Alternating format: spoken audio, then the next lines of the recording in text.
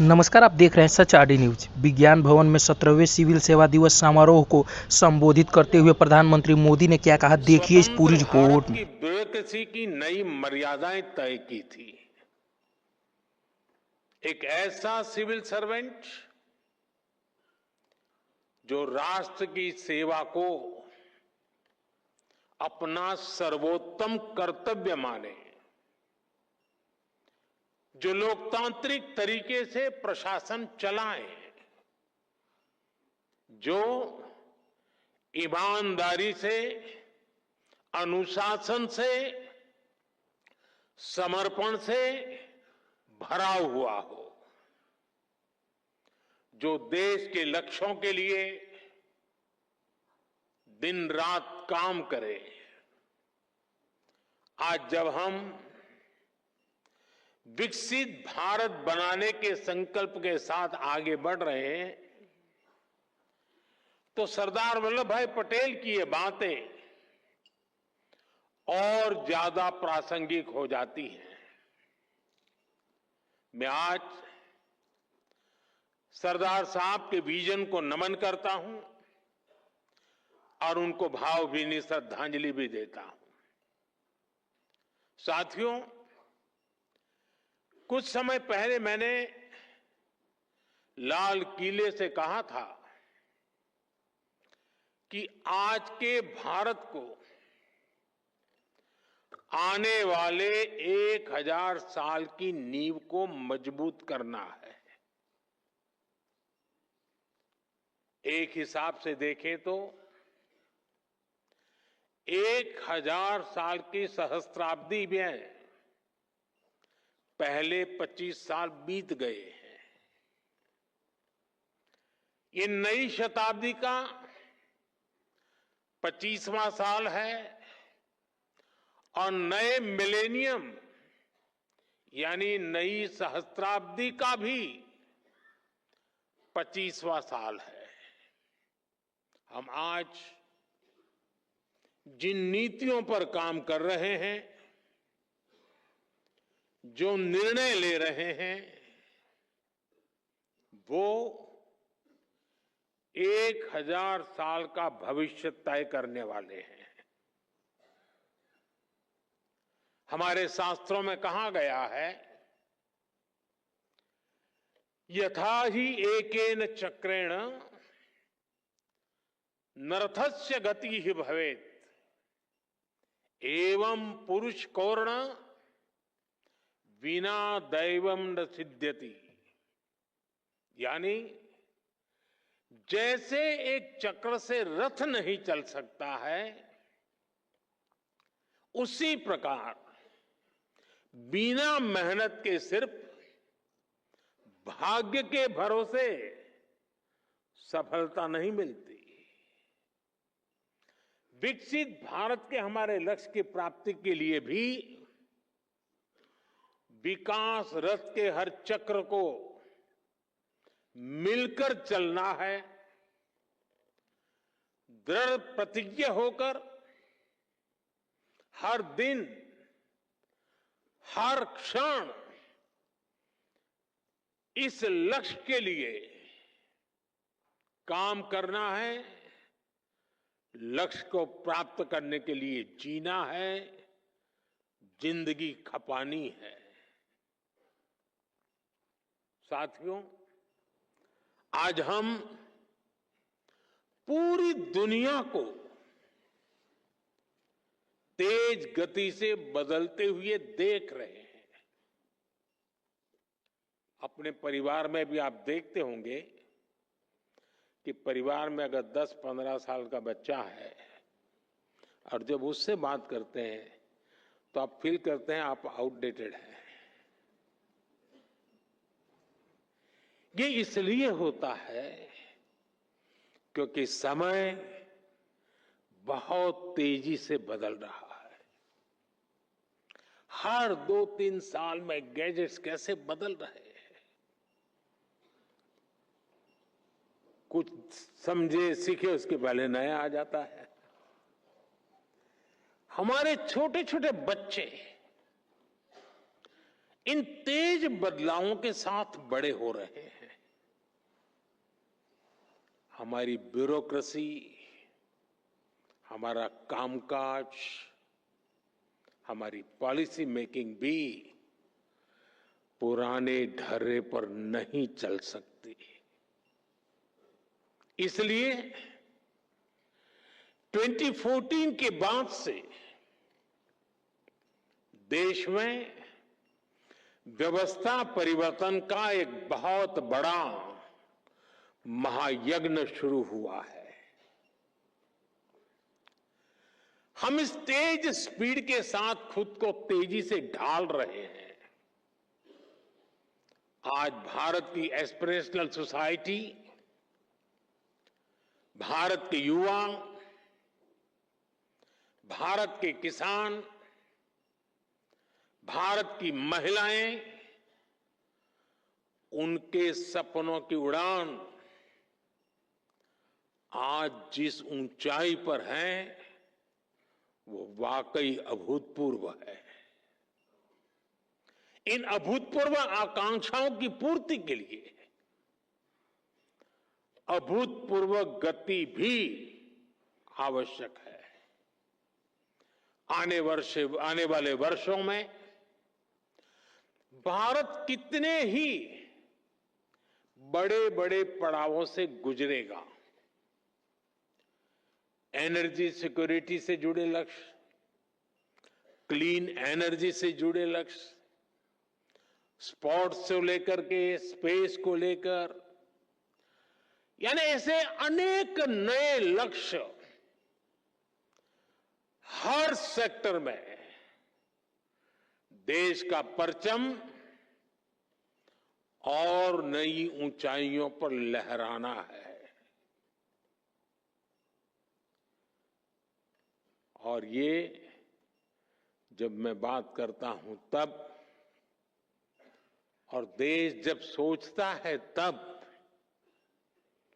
हर किसी की नजर आप पर है, भरोसा आप पर है, बहुत बड़ा दायित्व आप सब मेरे साथियों पर है।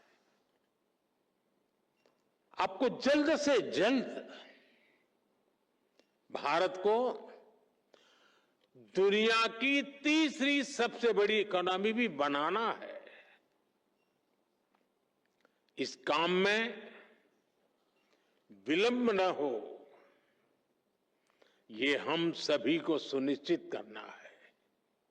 साथियों, मुझे खुशी है कि इस बार सिविल सर्विसेज डे के theme holistic development of India रखी गई है। ये सिर्फ एक थीम नहीं है, ये हमारा कमिटमेंट है। देश की जनता से हमारा वादा है। होलिस्टिक डेवलपमेंट ऑफ इंडिया यानी no village left behind, no family left behind, no citizen left behind. असल प्रगति का मतलब छोटे बदलाव नहीं, बल्कि फुल स्केल इंपैक्ट होता है।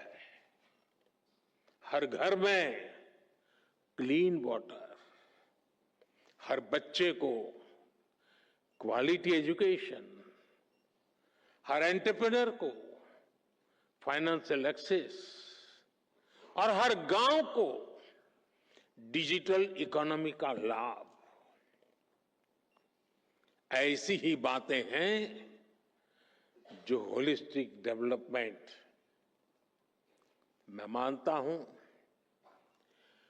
क्वालिटी इन गवर्नेंस सिर्फ स्कीम्स लॉन्च करने से नहीं आती, बल्कि क्वालिटी इन गवर्नेंस इससे तय होती है कि वो स्कीम कितनी गहराई तक जनता के बीच पहुंची और उसका कितना रियल इंपैक्ट हुआ। आज राजकोट हो, गोमती हो, तिनसुकिया हो, कोरापुट हो, ऐसे कितने ही जिलों में हम यही इम्पैक्ट देख रहे हैं। स्कूल में अटेंडेंस बढ़ाने से लेकर सोलर पावर तक अनेक जिलों ने बहुत अच्छा काम किया और जो तय किया वो पूरा करके दिखाया और उसमें से कई जिलों को आज पुरस्कार दिया गया है। मैं इन सभी जिलों और योजनाओं से जुड़े साथियों को भी आज विशेष बधाई देता हूं। साथियों, बीते 10 सालों में भारत ने इंक्रीमेंटल चेंज से आगे बढ़कर इंपैक्टफुल ट्रांसफॉर्मेशन तक का सफर देखा है। आज भारत का governance model next generation reform पर फोकस कर रहा है। हम टेक्नोलॉजी और इनोवेशन और इनोवेटिव प्रैक्टिसेस के जरिए सरकार और नागरिकों के बीच की दूरी समाप्त कर रहे हैं। इसका इम्पैक्ट ग्रामीण और शहरी क्षेत्रों के साथ साथ दूर दराज के इलाकों में भी दिख रहा है। आपसे एस्पिरेशनल डिस्ट्रिक्ट की कई बार चर्चा हुई है, लेकिन एस्पिरेशनल ब्लॉक्स की सफलता भी उतनी ही शानदार है। आप जानते हैं, ये प्रोग्राम 2 साल पहले जनवरी 2023 में लॉन्च हुआ था। सिर्फ 2 साल में इन ब्लॉक्स ने जो बदलाव दिखाए हैं वो अभूतपूर्व है। इन ब्लॉक्स में हेल्थ, न्यूट्रिशन, सोशल डेवलपमेंट और बेसिक इंफ्रास्ट्रक्चर के कई इंडिकेटर्स में शानदार प्रगति हुई है और कुछ स्थान पर तो राज्य की एवरेज से भी आगे निकल गए हैं। राजस्थान के टोंक जिले के पीपलू ब्लॉक में 2 साल पहले आंगनवाड़ी सेंटर्स में बच्चों की मेजरमेंट एफिशिएंसी सिर्फ 20% थी। अब ये 99% से भी ज्यादा हो गई है।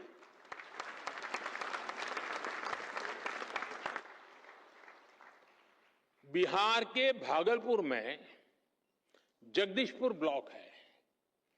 वहां पहली तिमाही में ही गर्भवती महिलाओं का रजिस्ट्रेशन पहले सिर्फ 25% था, अब ये बढ़कर 90% से ज्यादा हो गया है। जम्मू कश्मीर के मारवाह ब्लॉक में इंस्टीट्यूशनल डिलीवरी की पहले 30% थी, जो बढ़कर के 100% हो चुकी हैं। झारखंड के गुरडी ब्लॉक में नल से जल का कनेक्शन 18% से बढ़कर के 100% हो गया है। ये सिर्फ आंकड़े नहीं है, ये लास्ट माइल डिलीवरी के हमारे संकल्प की सिद्धि को दिखाता है। ये दिखाते हैं कि सही इंटेंट, सही प्लानिंग और सही एग्जीक्यूशन से दूर दराज के हिस्सों में भी इच्छित परिवर्तन संभव है। साथियों, पिछले 10 सालों में भारत ने कई ट्रांसफॉर्मेटिव बदलाव करके दिखाए हैं। उपलब्धियों की नई ऊंचाई को छुआ है। भारत आज सिर्फ ग्रोथ की वजह से नहीं जाना जा रहा, बल्कि गवर्नेंस, ट्रांसपेरेंसी और इनोवेशन के बेंचमार्क्स आज भारत सेट कर रहा है। G20 प्रेसिडेंसी भी इसका एक उदाहरण है।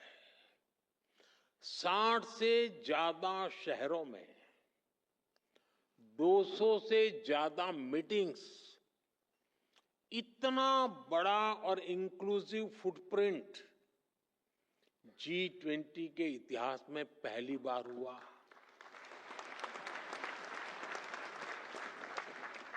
और यही तो होलिस्टिक अप्रोच है। जन भागीदारी की अप्रोच ने G20 को एक जन आंदोलन बना दिया। स्कूल में 8वीं कक्षा का बच्चा भी चर्चा करता था G20 हो रही है, और दुनिया ने भी माना India is not just participating, it is leading. साथियों, आजकल हम गवर्नमेंट एफिशिएंसी की भी बहुत चर्चा सुनते हैं, लेकिन भारत इसमें भी दुनिया के दूसरे देशों से 10-11 साल आगे हैं। पिछले 11 वर्षों में हमने डिले सिस्टम को खत्म करने की कोशिश की है। हम नए प्रोसेसेस बना रहे हैं। हम टेक्नोलॉजी के माध्यम से टर्न अराउंड टाइम को घटा रहे हैं। ईज ऑफ बिजनेस को बढ़ावा देने के लिए हमने 40,000 से ज्यादा कंप्लायंसेस को खत्म किया है।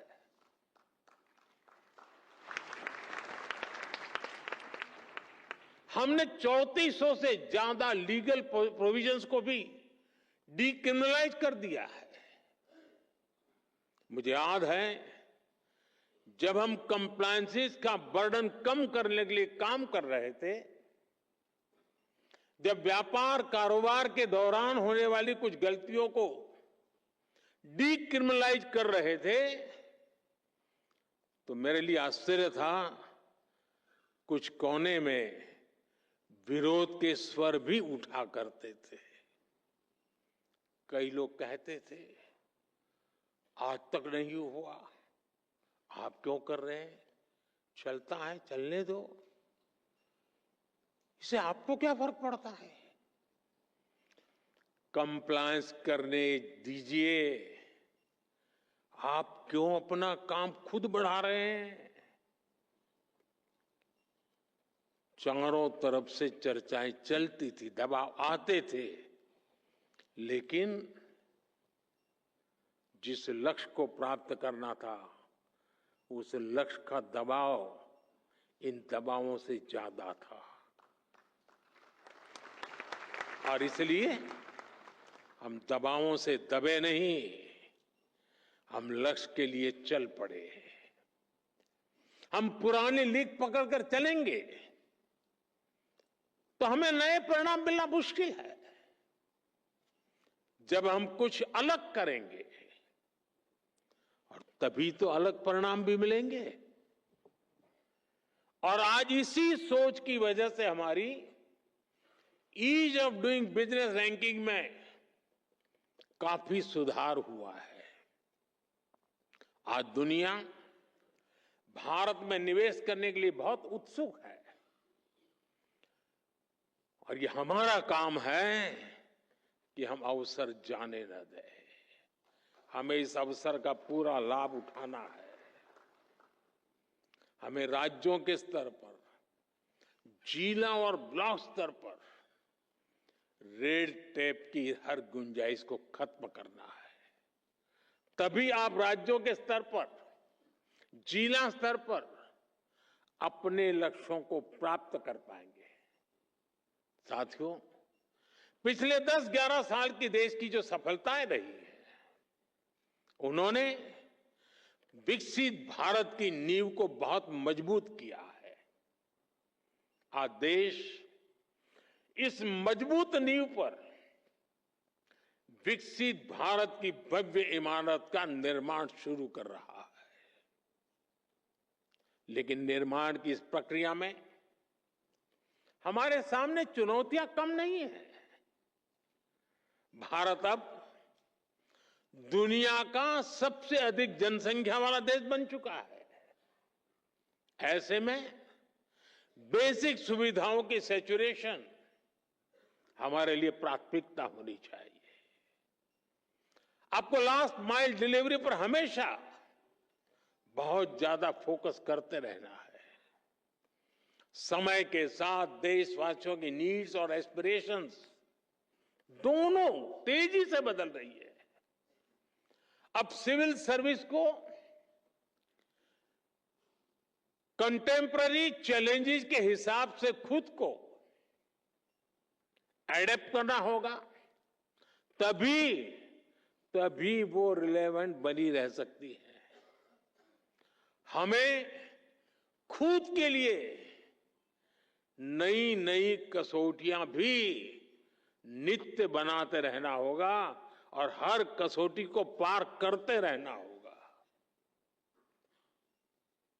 और सफलता की सबसे बड़ी कुंजी यही है कि खुद को चुनौती देते रहो। कल किया था वो संतोष के लिए नहीं था, कल जो पाया था वो चुनौती का कारण बनना चाहिए, ताकि कल मैं उससे ज्यादा कर पाऊं। अब सिर्फ पिछली सरकारों से तुलना करके अपने काम, अपनी परफॉर्मेंस को हम तय नहीं कर सकते। मेरे पहले डिस्ट्रिक्ट में फलाने भाई थे, उन्होंने इतना किया, मैंने इतना कर दिया, जी नहीं। अब हमें अपनी कसौटी बनाना है। 2047 के विकसित भारत के लक्ष्य से हम कितना दूर है, हम कहां तक पहुंचे हैं, वो हिसाब किताब का वक्त समाप्त हो चुका है। अब जहां है वहां से जहां जाना है वहां अभी कितनी दूरी बाकी है, उस दूरी को पाटने का मेरा रोड मैप क्या है, मेरी गति क्या है, और मैं औरों से जल्दी 2047 तक कैसे पहुंच करके सारे लक्ष्यों को प्राप्त कर लूं, यही हमारा सपना, यही हमारा मकसद, यही हमारा लक्ष्य होना चाहिए।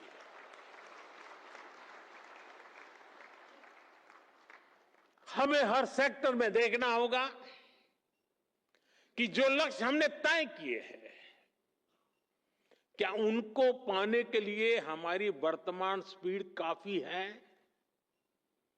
अगर नहीं है तो हमें उसे बढ़ाना है। हमें याद रखना है, आज जो टेक्नोलॉजी हमारे पास है वो पहले नहीं थी। हमें टेक्नोलॉजी की ताकत के साथ आगे बढ़ना है। 10 साल में हमने 4 करोड़ गरीबों के लिए पक्के घर बनाए, लेकिन अभी 3 करोड़ नए घर बनाने का लक्ष्य हमारे सामने है। हमने 5-6 सालों में 12 करोड़ से ज्यादा ग्रामीण घरों को नल कनेक्शन से जोड़ा है। अब हमें जल्द से जल्द गांव के हर घर को नल कनेक्शन से जोड़ना है। 10 साल में हमने गरीबों के लिए 11 करोड़ से ज्यादा शौचालय बनाए। अब हमें वेस्ट मैनेजमेंट से जुड़े नए लक्ष्यों को जल्द से जल्द प्राप्त करना है। कोई सोच भी नहीं सकता था कि करोड़ों गरीबों को 5 लाख रुपए तक का मुफ्त इलाज मिलेगा। अब हमें देश की जनता में न्यूट्रिशन को लेकर नए संकल्पों को सिद्ध करना है। हमारा एक ही लक्ष्य होना चाहिए, 100% कवरेज, 100% इम्पैक्ट। इसी अप्रोच ने 10 साल में 25 करोड़ लोगों को गरीबी से बाहर निकाला है। यही अप्रोच भारत को गरीबी से पूरी तरह मुक्त करेगा। साथियों, एक दौर ऐसा था जब ब्यूरोक्रेसी का रोल एक रेगुलेटर का होता था, जो इंडस्ट्रियलाइजेशन और एंटरप्रेन्योरशिप की स्पीड को कंट्रोल करती थी। इस सोच से भी देश बहुत आगे निकल चुका है। आज हम ऐसा एनवायरनमेंट क्रिएट कर रहे हैं जो सिटीजन में एंटरप्राइज को प्रमोट करे और उन्हें हर बैरियर को क्रॉस करने में मदद दे। इसलिए सिविल सर्विस को एनेबलर बनाना होगा, सिर्फ रूल बुक के कीपर के रूप में ही नहीं, बल्कि ग्रोथ के फैसिलिटेटर के रूप में अपना विस्तार करना होगा। मैं आपको एमएसएमई सेक्टर का उदाहरण दूंगा। आप जानते हैं, देश ने मिशन मैन्युफैक्चरिंग शुरू किया है। इसकी सफलता का बहुत बड़ा आधार हमारा एमएसएमई सेक्टर है। आज दुनिया में हो रहे बदलावों के बीच हमारे एमएसएमईज, स्टार्टअप्स और युवा उद्यमियों के पास एक अभूतपूर्व ऐतिहासिक अवसर है। ऐसे में ये जरूरी है कि हम ग्लोबल सप्लाई चेन में अधिक कॉम्पिटिटिव बने। हमें यह भी याद रखना है कि एमएसएमईज का कंपटीशन सिर्फ छोटे एंटरप्रेन्योर से नहीं है, इनकी प्रतिस्पर्धा पूरी दुनिया से है। अगर एक छोटे से देश में किसी इंडस्ट्री के पास हमसे बेहतर ईज ऑफ कंप्लायंसेस है, तो वो हमारे देश के स्टार्टअप का ज्यादा मजबूती से मुकाबला करेगा। इसलिए हमें ये निरंतर देखना होगा कि ग्लोबल बेस्ट प्रैक्टिसेस में हम कहां स्टैंड कर रहे हैं। भारत के इंडस्ट्री का लक्ष्य अगर ग्लोबली बेस्ट प्रोडक्ट बनाने का है, तो भारत की ब्यूरोक्रेसी का लक्ष्य दुनिया में सबसे best ease of compliances environment देने का होना चाहिए।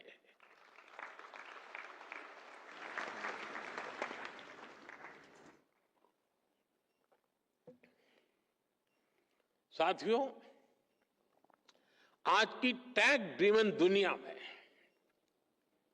सिविल सर्वेंट्स, उसको ऐसी स्किल चाहिए जो न उन्हें सिर्फ टेक्नोलॉजी समझने में मदद करे, बल्कि उसे स्मार्ट और इंक्लूसिव गवर्नेंस के लिए इस्तेमाल भी कर सके। In the age of technology, governance is not about managing systems. It is about multiplying possibilities. हमें टैक्स से भी होना पड़ेगा ताकि हर पॉलिसी और स्कीम को टेक्नोलॉजी के जरिए ज्यादा एफिशिएंट और एक्सेसिबल बनाया जा सके।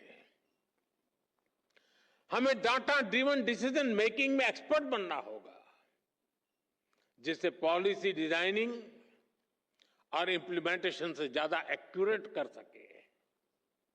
आजकल आप देख रहे हैं कि आर्टिफिशियल इंटेलिजेंस और क्वांटम फिजिक्स कितनी तेजी से विकसित हो रही है। जल्दी ही टेक्नोलॉजी के यूज में एक नया रिवॉल्यूशन आएगा। ये उस डिजिटल और इंफॉर्मेशन एज से कहीं आगे होगा जिनसे आज जिससे परिचित है उससे भी आपको फ्यूचर की टेक्नोलॉजी रिवॉल्यूशन के लिए खुद को तैयार करना होगा। पूरी सिस्टम को तैयार करने की व्यवस्था भी विकसित करनी पड़ेगी, ताकि हम नागरिकों को बेस्ट सर्विस भी दे पाएं और उनके एस्पिरेशंस को भी पूरा कर सके। हमें सिविल सर्वेंट्स की क्षमता को बढ़ाना होगा ताकि हम एक फ्यूचर रेडी सिविल सर्विस तैयार कर सके। और इसलिए मिशन कर्मयोगी और civil service capacity building program, और जिसका जिक्र हमारे कैप्सेक ने अभी किया, मैं इन दोनों को मेरे लिए वो बहुत अहम मानता हूं। साथियों, तेजी से बदलते समय में हमें ग्लोबल चैलेंजेस पर भी गहरी नजर रखनी है। आप देख रहे हैं, फूड, वाटर और एनर्जी सिक्योरिटी अब भी बड़ी चुनौती बनी हुई है। विशेष रूप से ग्लोबल साउथ के लिए यह बहुत बड़ा संकट है। लंबे समय से चल रहे संघर्षों के कारण कई देशों में हालात और मुश्किल होते जा रहे हैं। इसका असर लोगों पर पड़ता है, रोजमर्रा के जीवन पर पड़ता है। डोमेस्टिक और एक्सटर्नल पहलुओं के बीच बढ़ते इंटरकनेक्शन को हमें समझना हुए हमें अपनी रीति और रीति को बदलना होगा। हमें आगे बढ़ना होगा। क्लाइमेट चेंज हो, प्राकृतिक आपदाएं हो, महामारी हो, साइबर क्राइम के खतरे हो, सभी में एक्शन के लिए भारत को 10 कदम आगे रहना ही होगा। हमें लोकल लेवल पर स्ट्रेटेजी बनानी होगी, रिजिलियंस डेवलपमेंट करनी होगी। साथियों, मैंने लाल किले से पंच प्राण की बात कही थी। विकसित भारत का संकल्प गुलामी की मानसिकता से मुक्ति, अपनी विरासत पर गर्व, एकता की शक्ति और कर्तव्यों को ईमानदारी से निभाना। आप सभी इन पंच प्राणों के प्रमुख वाहक हैं। हर बार जब आप इंटीग्रिटी को कन्वीनियंस पर, इनोवेशन को इनर्शिया पर या सर्विस को स्टेटस पर प्राथमिकता देते हैं, तब आप राष्ट्र को आगे बढ़ाते हैं। मुझे आप पर पूरा भरोसा है। वो युवा अधिकारी जो अपनी प्रोफेशनल जर्नी में कदम रख रहे हैं, आज उन सभी से मैं एक और बात कहूंगा। समाज में कोई भी ऐसा नहीं होता है जिसके जीवन में, जिसकी सफलता में सोसाइटी का, समाज का कुछ न कुछ योगदान न हो। समाज के योगदान के बिना किसी के लिए भी एक कदम भी आगे बढ़ना मुश्किल होता है। और इसलिए हर कोई अपने अपने सामर्थ्य के हिसाब से समाज को लौटाना चाहता है। आप सभी तो बहुत भाग्यशाली हैं कि आपके पास समाज को लौटाने का इतना बड़ा अवसर आपके पास है। आपको देश ने, समाज ने बहुत बड़ा मौका दिया है कि आप ज्यादा से ज्यादा समाज को लौटाएं। साथियों, ये वक्त सिविल सर्वेंट्स के रिफॉर्म को री इमेजिन करने का है। हमें रिफॉर्म्स की पेस बढ़ानी है, स्केल भी बढ़ानी है। इंफ्रास्ट्रक्चर हो, रिन्यूएबल एनर्जी के लक्ष्य हो, इंटरनल सिक्योरिटी की बात हो, करप्शन को खत्म करने का हमारा मिशन हो, सोशल वेलफेयर स्कीम्स हो, ओलंपिक्स से जुड़े, स्पोर्ट्स से जुड़े लक्ष्य हो, हर सेक्टर में हमें नए रिफॉर्म्स करने हैं। हमने अब तक जितना अचीव किया है, अब उससे भी कई गुना ज्यादा हासिल करके दिखाना है।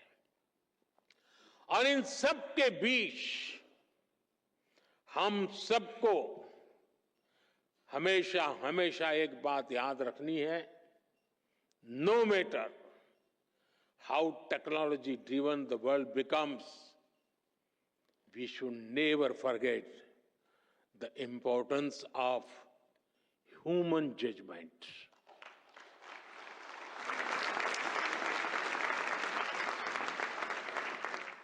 संवेदनशील रहिए, गरीब की आवाज सुनिए, गरीब की तकलीफ समझिए, उनका समाधान करना अपनी प्राथमिकता बनाइए। जैसे अतिथि देवो भव होता है, वैसे ही नागरिक देवो भव, इस मंत्र को लेकर के हमें चलना है। आपको सिर्फ भारत के सिविल सर्वेंट्स के रूप में ही नहीं, विकसित भारत के शिल्पकार के रूप में अपने दायित्व के लिए तैयार करना है। वो एक वक्त था, आप सिविल सर्वेंट बने, सिविल सर्वेंट के रूप में आगे बढ़े, और आज भी सिविल सर्वेंट के रूप में सेवा कर रहे हैं। लेकिन अब वक्त बदल चुका है साथियों। मैं जिस रूप में आने वाले भारत को देख रहा हूं, जिन सपनों को मैं हिंदुस्तान के 140 करोड़ देशवासियों की आंखों में देख रहा हूं, और इसलिए मैं अब कह रहा हूं कि आप सिर्फ सिविल सर्वेंट नहीं हैं, आप नए भारत के शिल्पकार हैं।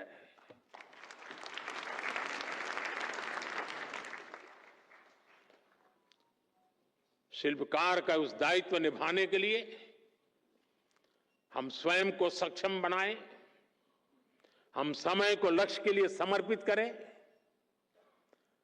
हर सामान्य व्यक्ति के सपनों को खुद के सपने बना करके जिए। आप देखिए, विकसित भारत आपकी आंखों के सामने आप देख पाएंगे।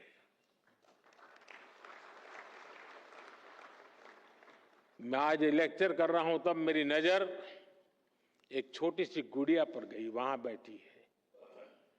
हो सकता है वो 2047 में शायद यहां कहीं बैठी होगी। ये सपने हमारे होने चाहिए, विकसित भारत का यही हमारा लक्ष्य होना चाहिए। बहुत बहुत शुभकामनाएं, बहुत बहुत धन्यवाद। प्रिय सज्जनों, आइए हम अपने अपने स्थान पर खड़े होकर हृदय